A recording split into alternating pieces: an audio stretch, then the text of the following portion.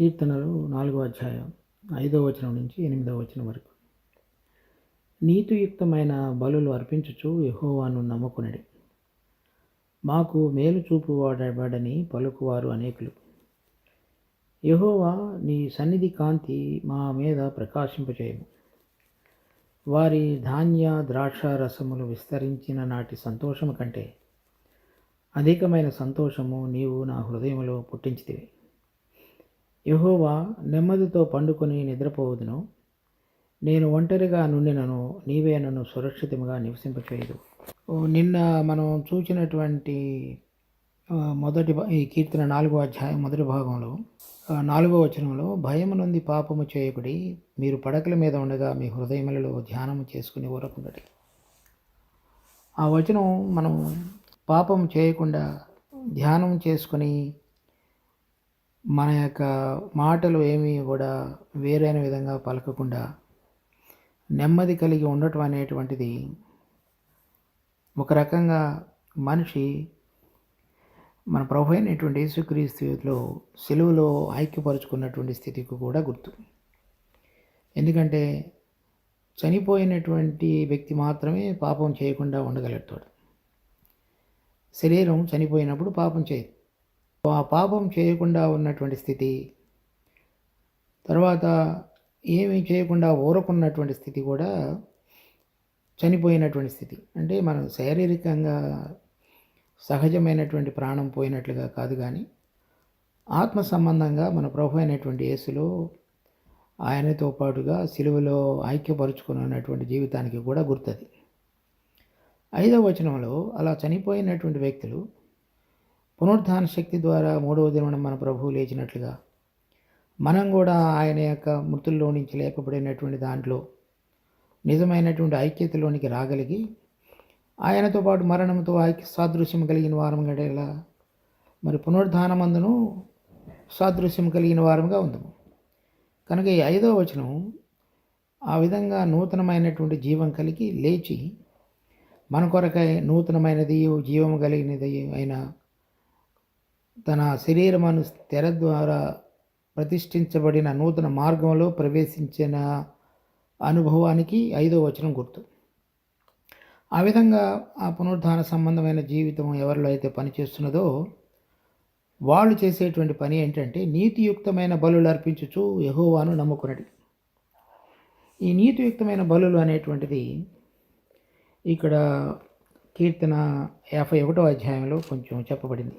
19వ వచనం, అప్పుడు నీతియుక్తములైన బలులను, దహన బలులను, సర్వాంగ హోమములను నీకు అంగీకృతములగును.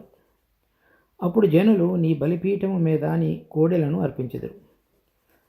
ఈ వచనాన్ని 2 రకాలుగా మనం చూడొచ్చు. అప్పుడు నీతియుక్తములైన బలులను, దహన బలులను, సర్వాంగ హోమములను నీకు అంగీకృతములగును. అంటే ఆ నీతియుక్తములైన బలులలో ఈ దహన బలులు, తర్వాత సర్వాంగ హోమములు అన్నీ కూడా ఉన్నాయని, లేక వాటిని వేర్వేరుగా కూడా చూడవచ్చు.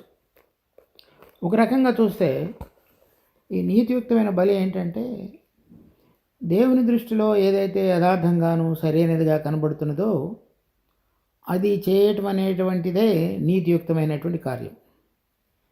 అంటే దేవుడు దేనిని అంగీకరిస్తాడో, లేక ఆ సందర్భంలో ఆ సమయంలో మనం వెళ్ళేటువంటి పరిస్థితుల్లో దేవుడు మనల్ని ఏమి చేయమని కోరుతున్నాడో అటువంటి కార్యం చేయటం అనేటువంటిదే నీతియుక్తమైనటువంటి బలి. కనుక మన సొంతమైనది మనకిష్టకరమైనటువంటి అంతయు కూడా సిలువ వేయబడి ప్రభు యొక్క పునరుద్ధాన జీవంలో మన శిరస్సు అయినటువంటి ప్రభు యొక్క యేసుక్రీస్తు యొక్క ఆధీనం కిందకి రాగలిగి ఆయన ద్వారా ఆలోచన, తలంపు, మాట కలిగి చక్కగా వారి ద్వారా నడిపించబడేటువంటిది జీవించేటువంటి జీవితము నీతియుక్తమైన బలి. సో అది పాత నిబంధనలో లేవీకాండంలో చూస్తే దహన బలి, తర్వాత నైవేద్యము, కృతజ్ఞతాస్తుతి లేకపోతే సమాధానమైన బలి అనేటువంటి వాటన్నిటిలో కూడా వాటిని సువాసనమైనటువంటి హోమాలుగా లేకపోతే బలులుగా వర్ణించారు. పాప పరిహార్థ బలి, అపరాధ పరిహార్థ బలులు సువాసనమైనటువంటి హోమాలుగా కావవి. ఈ 3 మాత్రమే. వాటిలో ఈ దహన బలి లేవీకాండం మొదట కనుక చూస్తే తల అర్పించేటువంటి బలి పశువులో ఉన్నటువంటిది దాని తలని, దానిలో ఉన్న క్రొవ్వు అంతటిని కూడా బలిపీఠం మీద అర్పించాలి. అలా అర్పించబడినప్పుడు ఇక్కడ రాయబడింది, లేవీకాండం 1వ అధ్యాయం 7-8 వచనాలు. యాజకుడైన అహరోను కుమారులు బలిపీఠం మీద అగ్ని ఉంచి ఆ అగ్ని మీద కట్టెలను చక్కగా పేర్చవలెను.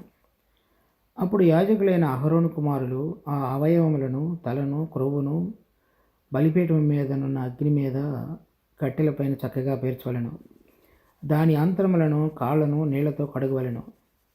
అది యెహోవాకు ఇంపైన సువాసన గల దహన బలి అగునట్లుగా యాజకుడు దానినంతయు బలిపీఠము మీద దహింపవలెను. బలిపీఠం మీద ఉంచబడిన వాటిలో తల, క్రొవ్వు 2 ఉన్నాయి. ఈ తల అనేటువంటిది మన యొక్క ఆలోచనలు, మన యొక్క జ్ఞానయుక్తమైనటువంటి విధంగా నిర్ణయాలు తీసుకునేటువంటి అంతయు. రెండవది, ఏ స్వభావం ద్వారా మనిషి విర్రవీగి తను గర్వించి తను సొంతంగా చేయాలని కోరుకుంటాడో వాటన్నిటికీ సాదృశ్యంగా ఉన్నటువంటి క్రొవ్వు. ఆ 2 కూడా ఎప్పుడైతే సంపూర్ణంగా దేవుని ఎదుట సమర్పించబడుతుందో అప్పుడు మాత్రమే దేవుని యొక్క జీవం ద్వారా అప్పగించేటువంటి జీవితం, నడిచేటువంటి జీవితం మొత్తం కూడా నీతియుక్తమైనటువంటి బలిగా, సువాసనమైనటువంటి హోమంగా చేయబడతాయి. సో దావీదు తన చుట్టూ ఉన్నటువంటి యోవాబు కానీ ఇంకా కొంతమంది వ్యక్తులకు ఇలా మీరు పాపం చేయకుండా ఊరకుండి మీలో ఉన్నటువంటి సమస్తమైనటువంటి క్రొవ్వు, మీ ఆలోచన సరళి, శక్తి, వాటన్నిటిని కూడా బలిపీఠం మీద అప్పగించినటువంటి అనుభవాన్ని కలిగి నూతనమైనటువంటి మన కొరకై ప్రతిష్ఠించిన ప్రభు అయిన యేసుక్రీస్తు అనేటువంటి మరణ పునరుద్ధానాల ద్వారా తెరిచినటువంటి ద్వారం ద్వారా మనం ప్రవేశించగలిగే విధంగా మీ యొక్క జీవితాన్ని ప్రభువు దగ్గరికి తీసుకొని రండి అని చెప్తున్నాడు. అటువంటి విధంగా మన దినదిన జీవితంలో, అంటే ఒక ప్రక్క కుమారుడైనటువంటి అబ్షాలోము అతన్ని తరుముతున్నప్పటికీ కూడా తన జీవితంలో ఎంతో నెమ్మది కలిగి తను కోరిన విధంగా కాకుండా దేవుడు కోరిన విధంగా ఆలోచించి అటువంటి విధంగా నడుచుట అనేటువంటి దానిని అభ్యాసం చేసినటువంటి దావీదు జీవితాన్ని ఈ వచనంలో మనం చూస్తాం. 5వ వచనం, యెహోవాను నమ్ముకొనుడి. మనం ఆ విధంగా అటువంటి జీవితాన్ని జీవించుతూ ముందుకు మనకున్న పరిస్థితులలో నిజంగా దేవుని యందు విశ్వాసం ఉంచడం అనేటువంటిది మనం చేయవలసినటువంటి పని. మనం గతంలో కనుక విశ్వాస వీరుల జాబితాలో చూస్తే హెబ్రీ పత్రిక 11వ అధ్యాయంలో 33వ వచనం నుంచి 35వ వచనం వరకు, వారు విశ్వాసము ద్వారా రాజ్యములను జయించిరి, నీతి కార్యములను జరిగించిరి, వాగ్దానములను పొందిరి, సింహముల నోళ్లను మూసిరి, అగ్ని బలమును చల్లార్చిరి, ఖడ్గదారను తప్పించుకొనిరి, బలహీనులుగా ఉండి బలపరచబడిరి, యుద్ధములో పరాక్రమశాలులైరి, అన్యుల సేనలను పారద్రోలిరి, స్త్రీలు మృతులైన తమ వారిని పునరుద్ధానం వలన మరలా పొందిరి, కొందరైతే శ్రేష్టమైన పునరుద్ధానము పొందగోరి విడుదల పొందునల్లక యాతన పెట్టబడిరి. కనుక అటువంటి విశ్వాసం ద్వారా వారు జరిగించినటువంటి వీరకార్యాలన్నిటినీ కూడా మనం ఆ పట్టికలో చూడగలుగుతాం. ఇప్పుడు మనకు అనుగ్రహించబడినటువంటి ఎంతో క్లిష్టమైనటువంటి పరిస్థితి ఇక్కడ మనం చూసేటువంటిది దావీదు తన కుమారుడైన అబ్షాలోము వల్ల కలిగిన పరిస్థితి. అలాగే మన జీవితంలో రకరకాలైనటువంటి పరిస్థితులన్నిటిలో కూడా మనము విశ్వాసం ఉంచడం ద్వారా దేవుడు ఏమి చేయాలని కోరుతున్నాడో ఆ సందర్భాన్ని మన జీవితంలో అనుమతించడం ద్వారా వారికి ఇష్టమైనటువంటి వారి ప్రియులు చనిపోయినప్పుడు విశ్వాసం ద్వారా తిరిగి పొందగలిగారు. కొంతమంది శ్రేష్టమైన పునరుద్ధానాన్ని పొందగోరి దాన్ని సహించగలిగేటువంటి శక్తిని పొందారు. కొంతమంది ఖడ్గదారను తప్పించుకున్నారు, సింహాల నోళ్లను మూసి ఉన్నారు, రకరకాలైనటువంటి కార్యాలు చేశారు. కనుక మన జీవితంలో దేవుడు అవి ఎంత చిన్నవైనప్పటికీ పెద్దవైనప్పటికీ ఆయా సందర్భాల్లో ఆ విధంగా విశ్వాసం ఉంచడం ద్వారా దేవుడు ఏది చేయగలుగుతాడో అది మనం చూసేటువంటి ధన్యతను పోగొట్టుకోనకుండా మనం విశ్వాసం ఉంచడం అనేటువంటిది దినదిన అభ్యాసంగా మన జీవితం అంతటిలో కూడా మనం కొనసాగించవలసినటువంటి ఎంతో ధన్యత అది. కనుక మనం ఆదుర్దాపడి కలిగిన పరిస్థితుల్లో ఆందోళన చెంది వేరైన విధంగా ఆలోచించి నీతియుక్తమైన బలులు అర్పించే విషయంలో వెనకబడిపోకుండా ఉండాలి. ఇప్పుడు కూడా ఆ ప్రభు సంబంధమైనటువంటి పరలోక సంబంధమైన పునరుద్ధాన జీవితం ద్వారా మాత్రమే ఆ నీతియుక్తమైన బలులు అర్పించుతూ మనలో సొంతంగా నిర్వహించుటకు శక్తి కలిగినటువంటిది. ఆ క్రొవ్వు అంతటిని కూడా దహన బలి రూపంలో బలిపీఠం మీద అర్పించి సువాసనగా మన జీవితాన్ని అప్పగించినప్పుడు మాత్రమే నీతియుక్తమైన బలి మనం అర్పించగలుగుతాం. తర్వాత 6వ వచనం, మాకు మేలు చూపువాడెవరని పలుకువారు అనేకులు, యెహోవా నీ సన్నిధి కాంతి మా మీద ప్రకాశింపచేయుము. అలా మనము ఏమీ చేయకుండా ప్రభువైన యేసుక్రీస్తు యొక్క జీవాన్ని మన ద్వారా ప్రకటింపచేస్తూ జీవిస్తున్నటువంటి జీవితంలో మన చుట్టూ అటువంటి విశ్వాసం లేకుండా, లేక ఆ విధమైనటువంటి విశ్వాసాన్ని అభ్యాసాన్ని చేయకుండా ఉన్నటువంటి కొంతమంది విశ్వాసులలోనే మరి ఇటువంటి పరిస్థితుల్లో మాకు ఏ విధంగా మేలు జరుగుతుందని ఆలోచించి సరైన విధంగా ప్రవర్తించకుండా ఉండేటువంటి వాళ్ళు మనకి మన విశ్వాస జీవితంలో చాలామంది తారసపడతారు. సంఘ జీవితంలో కూడా వారు పైకి భక్తి కలిగిన వారుగా ఉంటూ దానిలో ఉన్నటువంటి శక్తిని ఆశ్రయించకుండా జీవించేటువంటి అనేక మంది మనకి కనబడతారు. తర్వాత మన జీవితంలో కూడా చాలాసార్లు కలిగిన పరిస్థితుల ద్వారా చంచలత్వంలోనికి వచ్చే అవకాశాలు కూడా మనలో కూడా కనబడతాయి. కనుక అటువంటి మనసుతోటి దావీదు చెప్తున్నాడు, తన హృదయంలో ఒకవేళ అటువంటిది ఉన్నట్లయితే, లేకపోతే వేరే వారు అటువంటి చుట్టుపక్కల ఉండి ఆ విధంగా కనుక ప్రవర్తించేవారుగా ఉంటే, ఉదాహరణకు యోవాబుకు దావీదు చెప్పాడు అబ్షాలోమును చంపవద్దు అని, కానీ అతను చంపేశాడు. అంటే అతను దేవుడు కాదు, మనిషి స్వతహాగా తన కార్యాన్ని జరిగించాలని నమ్మిని శరీర సంబంధమైనటువంటి విధంగా జీవితాన్ని జరిగించి దేవునికి ఇష్టకరం కాకుండా ఉన్నటువంటి వాడికి గుర్తు. కనుక మన చుట్టూ కూడా చాలామంది దేవుణ్ణి నమ్మి ఉన్నామని చెబుతూ వాళ్ళ యొక్క ప్రయత్నాలన్నీ లోకరీతిగాను శరీర రీతిగాను ఉంటాయి.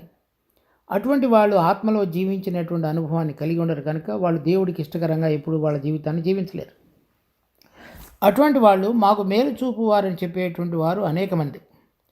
ఎందుకంటే వాళ్ళ జీవితంలో ఎప్పుడు కూడా సంపూర్ణమైన హృదయంతో, నిజమైనటువంటి నిశ్చయతతో, ప్రభువునందు విశ్వాసం ఉంచి చక్కగా జీవించగలిగినటువంటి అనుభవాన్ని కలిగిన వారు కాదు వాళ్ళు. తర్వాత అటువంటి వాళ్ళ మధ్యన గురించి ఏం చెప్తున్నాడంటే, యెహోవా నీ సన్నిధి కాంతి మా మీద ప్రకాశింపచేయము. ఈ సన్నిధి కాంతి అనేటువంటిది దేవుని యొక్క ముఖ ప్రకాశం మన మీదకి రావటం.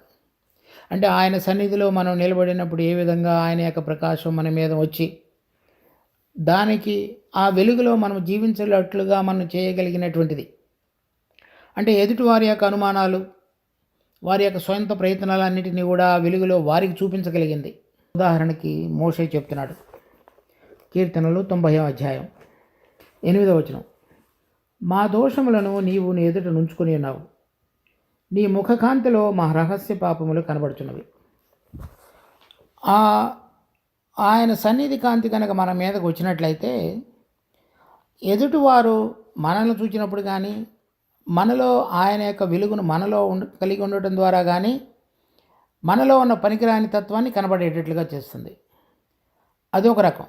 రెండవది సంఖ్యాకాండం 6వ అధ్యాయం 22వ వచనం నుంచి, యెహోవా మోషేకు ఇలాగ సెలవిచ్చును, నీవు అహరోనుతోనూ అతని కుమారులతోనూ ఇలాగనుము, మీరు ఇశ్రాయేలీయులను ఎలాగూ దీవింపవలెను. యెహోవా నిన్ను ఆశీర్వదించి నిన్ను కాపాడును గాక. యెహోవా నీకు తన సన్నిధిని ప్రకాశింపజేసి నిన్ను కరుణించును గాక. యెహోవా నీ మీద తన సన్నిధి కాంతి ఉదయింపజేసి నీకు సమాధానం కలుగజేయును గాక. అట్లు వారు ఇశ్రాయేలు మీద నా నామమును ఉచ్చరించటం వలన నేను వారిని ఆశీర్వదించదును. ఇక్కడ చెప్పబడినటువంటి 25లో తన సన్నిధిని ప్రకాశింపజేయటం, దాని ద్వారా కరుణించటం, తర్వాత ఉదయింపజేసి సమాధానం కలుగజేయటం, ఆ విధంగా దీవెన పొందటం. అంటే దావీదుకి అది తెలుసు. పాత నిబంధనలో దేవుడి యొక్క ముఖకాంతి మన మీదకి రావటం అంటే, లేకపోతే ఆయన సన్నిధి కాంతి మన మీదకి రావటం అంటే ఆయన యొక్క ఆశీర్వాదం మన మీదకి రావటం.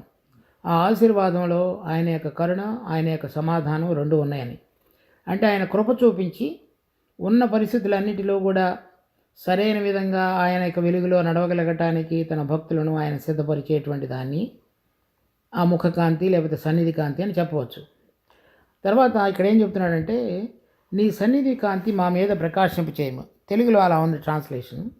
ఇంగ్లీష్లో అయితే అది ఒక ఒరిజినల్ హిబ్రీ భాషలో అయితే నీ సన్నిధి కాంతి అనేటువంటి ధ్వజాన్ని మా మీద లేవనెత్తుము అని ఉంది. మా ముఖకాంతి మీద మాత్రమే కాకుండా మా మీద లేవనెత్తము. అంటే అప్పుడు ఆ సన్నిధి కాంతి విశ్వసించిన బిడ్డలకేమన్నా కరుణ, సమాధానము, ఆశీర్వాదం. విశ్వసించని బిడ్డలకు, తర్వాత శత్రువులకేమన్నా వారి పాపములు, వారి దోషములు కనబడేటట్లుగా చేసేటువంటిది సన్నిధి కాంతి. మన మీద కాకుండా ఆ సన్నిధి కాంతి అనేటువంటి ధ్వజాన్ని విశ్వసించిన భక్తుల మీద ఎత్తి చూపట్టు అని చెప్తున్నాడు ప్రార్థనలో. అప్పుడు మనకు ఆయనకు ఆశీర్వాదం ఉందనేది, ఆయన దృష్టిలో కృప పొందిన వారమని, ఆయన ద్వారా ప్రతి ఒక్క పరిస్థితిలో సమాధానపూర్వకంగా నడిపించబడతాము అనే దానికి గుర్తు. ఆ ధ్వజం కనుక ఎదుటి వాళ్ళు చూసినప్పుడు ఆ సన్నిధి కాంతిలో వాళ్ళు విశ్వాసం ఉంచిన వాళ్ళ యొక్క పాపాలు, వాళ్ళ యొక్క అపనమ్మకత్వం వాళ్ళందరికీ కూడా అది తేటగా తెలియపరచబడేటువంటిది. కాకపోతే ఎదుటివారు ఎవరి మీద అయితే తన భక్తుల మీద ఆయన యొక్క ధ్వజాన్ని ఎత్తుతాడో ఆ ధ్వజంలో వీరు దేవుని ద్వారా ఏర్పరచబడి దేవుని యొక్క భద్రతలో ఉన్నారనేటువంటిది వాళ్ళు చూడగలిగేటట్లుగా చేసేవాడు. అది నిజమైనటువంటి ఆశీర్వాదం. మనం ఈ లోకంలో నడుస్తున్నప్పుడు మనకి చాలా సందర్భాలలో మన యొక్క ప్రార్థనలో మమ్మల్ని ఆశీర్వదించమని ప్రార్థన చేస్తారు. అంటే వాళ్ళకి ఇల్లు, లేకపోతే పెళ్ళి, పిల్లలు, ఉద్యోగం, ఆరోగ్యం, ఇంకా రకరకాలైనటువంటి విషయాలు. కానీ ఇక్కడ మనం చూస్తే దావీదు చేసేటువంటి ప్రార్థనలో నీ సన్నిధి యొక్క ధ్వజాన్ని, నీ సన్నిధి కాంతి యొక్క ధ్వజాన్ని నా మీద లేవనెత్తము అనగా ఆయన కృప, ఆయనలో మారనటువంటి సమాధానం, ఆయన ద్వారా భద్రత అనేటువంటి ఆశీర్వాదాన్ని కోరుకని ఆయన ద్వారా, అంటే ఆయన ధ్వజాన్ని మోయగలిగినటువంటి సాధనంగా, ఆయన యొక్క పరికరంగా, ఆయన యొక్క ఆశీర్వాద సూచికగా ఈ లోకంలో దావీదు జీవించాలనేటువంటి దాన్ని కోరుతున్నాడు. 7వ వచనం, వారి ధాన్య ద్రాక్ష రసములు విస్తరించిన నాటి సంతోషము కంటే అధికమైన సంతోషము నీవు నా హృదయంలో పుట్టించితివి. అంటే వేరే వాళ్ళు చాలామంది లోకంలో ఉన్నటువంటి విశ్వాసులలో కూడా వాళ్ళ యొక్క సంతోషానికి కారణం వాళ్ళ యొక్క ధాన్యం, ద్రాక్షం ఇవి విస్తరించినాయి. అంటే పాతకాలంలో ధాన్యము, ద్రాక్షరసం అనేటువంటిది ఒకటి ఆహారము, రెండవది పానీయం. ఆ రెండుకి గుర్తు. ఆ రెండు కలిగి ఉండడం ద్వారా వాళ్ళు దేవుని చేత ఆశీర్వదించబడ్డారనేటువంటిది ఈ పాత నిబంధనలో దేవుడు ఆశీర్వదించారు అనేటువంటి దానికి చెప్పేవారు. ఇప్పుడు క్రొత్త నిబంధనలో కూడా నూతనమైనటువంటి విధంగా దేవుడు మనకేం చెప్పాడంటే పరలోక సంబంధమైనటువంటి స్థలాలలో ఆత్మ సంబంధమైన ఆశీర్వాదాలు అవి మనకి అనుగ్రహించబడింది. ఎఫెసీ పత్రిక 1వ అధ్యాయంలో చూస్తాం.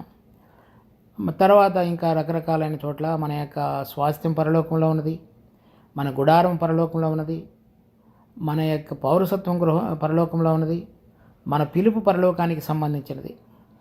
విశ్వాసులు అనేటువంటి వారికి ఇక్కడున్నటువంటి ఏ ఆశీర్వాదాలు కూడా దేవుడు నిజంగా మనకు అనుగ్రహించాలని కోరుతున్నటువంటి ఆశీర్వాదాలతో సరైనవి కావు. కానీ విశ్వాసులని చెప్పబడేటువంటి మనం కూడా ఇక్కడున్నటువంటి ఆశీర్వాదాల మీద పొంది ఉన్నప్పుడు సంతోషాన్ని కలిగి ఉంటున్నామే, అది దేవుడి దృష్టిలో సరైనటువంటి ఆలోచన సరళి కాదు. సో మనం ఎప్పుడు కూడా మన అవసరతలు తీర్చబడినందుకు దేవుడికి వందనాలు చెల్లించాలి. కానీ ఒకవేళ దేవుడు మనకి మన అవసరతల కంటే అధికంగా కనుక అనుగ్రహించి ఉంటే దానికి కూడా వందనాలే. కానీ వాటిని నిజమైనటువంటి ఆశీర్వాదాలుగా మనం పరిగణించి వాటిలో సంతోషాన్ని పొందడానికి చేసే ప్రయత్నం మంచిది కాదు. సో ఏది నిజమైన ఆశీర్వాదం? దేవుడు మన మీద తన సన్నిధి కాంతి అనేటువంటి ధ్వజాన్ని ఎత్తి మనని నడిపించుతూ ఈ లోకంలో తన యొక్క పనిముట్టుగా, పరికరంగా, ఒక సాధనంగా, ఆశీర్వాద సూచికగా ఇక్కడ ఉంచి మనలను పరలోకపు యాత్ర ప్రయాణంలో ఆ పరలోకపు యెరూషలేము వైపు, మరి పరిశుద్ధ సియోను కొండ వైపు, పర్వతం వైపు నడిపించుతున్నాడో అది నిజమైనటువంటి ఆశీర్వాదం. సో అనేక మంది విశ్వాసులు, అవిశ్వాసులు అందరూ కూడా ఇక్కడున్నటువంటి వాటి యొక్క ఆశీర్వాదాన్ని పొంది దానిలో మేము చాలా సంతోషించి దేవుడు మమ్మల్ని ఆశీర్వదించాడని చెప్పుకుంటున్నారు. అది సరైనటువంటి విధంగా దేవుడి యొక్క ఆశీర్వాదంతో పోల్చడం కాదు. నీ సన్నిధి కాంతి మా మీద ఉంచి నువ్వు మమ్మల్ని ఆశీర్వదించుకాక. సో దేవుని యొక్క ముఖకాంతిలో మన జీవితాన్ని పరీక్షించుకుంటూ ఆయన యొక్క ప్రభావం ద్వారా, కృప ద్వారా నడిపించబడినటువంటి జీవితమే నిజమైనటువంటి ఆశీర్వాదం. 8వ వచనం, యెహోవా నెమ్మదితో పండుకొని నిద్రపోవదును, నేను ఒంటరిగా నుండినను నీవే నన్ను సురక్షితంగా నివసింపచేయదు. నేను నెమ్మదితో పండుకొని నిద్రపోవదును. హెబ్రీ భాషలో యెహోవా నెమ్మదితో అంటే వెంటనే, నెమ్మదితో నేను వెంటనే పండుకొని నిద్రపోవదును, లేకపోతే నేను నెమ్మదితో పండుకొని వెంటనే నిద్రపోవదును. మామూలుగా మనలో ఇటువంటి అసహజమైనటువంటి పరిస్థితి, ఒక కుమారుడు తండ్రికి వ్యతిరేకంగా లేవటం, లేకపోతే వేరైనటువంటి విధంగా మన జీవితంలో ఉండటం ద్వారా మనం పడుకోవడానికి వెళ్ళినప్పటికీ కూడా నిద్ర రాక చాలా కొట్టుకులాడుతూ ఉంటాం, అటు ఇటు దొరుకుతూ ఉంటాం, లేకపోతే ఆలోచనలతోటి కళ్ళు మేలుకుని ఉంటాయి. సరైన విధంగా నిజమైనటువంటి శారీరకమైన విశ్రాంతిని మనం పొందలేము. కానీ దావీదు తన జీవితంలో ఎటువంటి విశ్వాసాన్ని కలిగి దేవుని యొక్క నీతి ముఖకాంతి యొక్క ధ్వజాన్ని తను మోసేటువంటి అనుభవంలోనికి జీవించుతూ ఆ నీతియుక్తమైన బలులు అర్పించుతూ నూతనమైన విధంగా జీవిస్తున్నాడో, దానిలో ఉన్నటువంటి నిజమైనటువంటి దేవుని కృపని సమాధానాన్ని అనుభవించిన వాడే నేను వెంటనే నిద్రించుతాను అని చెప్తున్నాడు. అంటే ఎటువంటి కలత చెందినటువంటి హృదయంతో నేను నిద్రించకుండా, నేను ఒంటరిగాను ఉండినను నీవే నన్ను సురక్షితంగా నివసింపజేసేదవు. ఈ విశ్వాస జీవితం అనేటువంటిది అటువంటి ఏదైతే ఇప్పుడు మనం చూసినటువంటి 4 వచనాల్లో, నిన్న చూసినటువంటి 4 వచనాల్లో ఈ దావీదు యొక్క అనుభవం ఉన్నదో, అది చాలామంది విశ్వాసుల్లో మనం చూడటం అనేటువంటిది కష్టం. ఆ దావీదు జీవించినట్లుగా జీవించేటువంటి వారి జీవితాలు చాలా అరుదు. తన చుట్టూ అనేక మంది ఉన్నప్పటికీ తను ఇటువంటి ఆలోచన సరళితోటి ప్రభువుని హత్తుకుని జీవించినటువంటి అనుభవాన్ని కలిగిన వాళ్ళు చాలా తక్కువ మంది. ఒకవేళ నా చుట్టూ అటువంటి వాళ్ళు లేకపోయినప్పటికీ కూడా నా సంబంధం ప్రభువుతో అటువంటిదిగా ఉన్నది కనుక నేను ఒకవేళ ఒంటరిగా ఉన్నప్పటికీ కూడా నేను భయపడను అని చెప్తున్నాడు. కనుక చాలామంది మనకి సహవాసత లేదు అనేటువంటి బెంగ పట్టుకుంటారు. సహవాసత ఉండాలి, అది దేవుడు మనకు అనుగ్రహించింది, మంచిది. ఒకవేళ ఇటువంటి ఆలోచన సరళితో మనతో ఐక్యపరచబడినటువంటి హృదయం కలిగిన వాళ్ళు కనుక మనకు దగ్గర లేకపోయినప్పటికీ మనము భయపడకుండా ప్రభువునందు హత్తుకుని ఉండగలిగినటువంటి జీవితంలోనికి నడిపించబడటం అనేటువంటిది మనం కోరుకుని దినదిన అభ్యాసాన్నిగా మార్చుకునే ప్రయత్నంలో మనం దేవుని ఎదుట చూడాలి. ప్రార్థన చేసుకుందాం. దేవా, నువ్వు మాకు అనుగ్రహించినటువంటి ఈ వాక్యాన్ని బట్టి మీకు ఎంతో వందనాలు. దీన్ని మా కొరకే ఆశీర్వదించి ప్రభా, ఈ యొక్క వాక్యాన్ని సరైన విధంగా మేము అర్థం చేసుకుని జీవించుటకు కావలసిన కృపను మాకు ప్రసాదించమని, మమ్మల్ని నడిపించమని ప్రార్థిస్తున్నాం. మరి ఈ విషయాలలో ఏదైతే మీ కృప మాకు అవసరమో అది అనుగ్రహించు. అటువంటి నీతియుక్తమైన బలులు, మరి మీ యొక్క ఆశీర్వాదం నిజమైన విధంగా సన్నిధి కాంతి అనే ధ్వజాన్ని మేము ఎత్తి ఈ మంటిఘటాలలో ఆ కృపా మహదేశ్వర్యాన్ని ప్రకటించగలిగిన రీతిలో మరి మీ యొక్క సమాధానం మా హృదయాలలో కలిగి ఉండడం చేత కలత చెందిన హృదయంతో కాకుండా, ఒకవేళ మా చుట్టూ మాతో జతగా ఉండగలగటానికి ఇష్టపడనటువంటి వారుగా ఉంటున్నప్పటికీ నిజమైన సమాధానంతో మేము ఉండగలిగిన అనుభవంలోనికి మమ్మల్ని నడిపించమని ప్రార్థిస్తున్నాం. ప్రభా, మీ యొక్క వాక్యంలో అనేక మంది భక్తులు ఏ విధంగా వారి యొక్క హృదయ స్థితిని గుర్తెరిగారో, తర్వాత మీలో ఎటువంటి బలం ఉండి నిజమైనటువంటి పరలోకపు హృదయంతో జీవించగలిగారో వారందరిని బట్టి మీకు ఎంతో వందనాలు. మా హృదయం యొక్క స్థితి దానిలోనికి మీరు మార్చి మమ్మల్ని నడిపించి ఆశీర్వదించమని ప్రార్థిస్తున్నాం. ఇచ్చిన ఈ సమయాన్ని బట్టి వందనాలు చెల్లిస్తూ మా రక్షకుడు ప్రభు అయిన యేసు నామమున అడిగి వేడుకుంటున్నాం తండ్రి. ఆమేన్.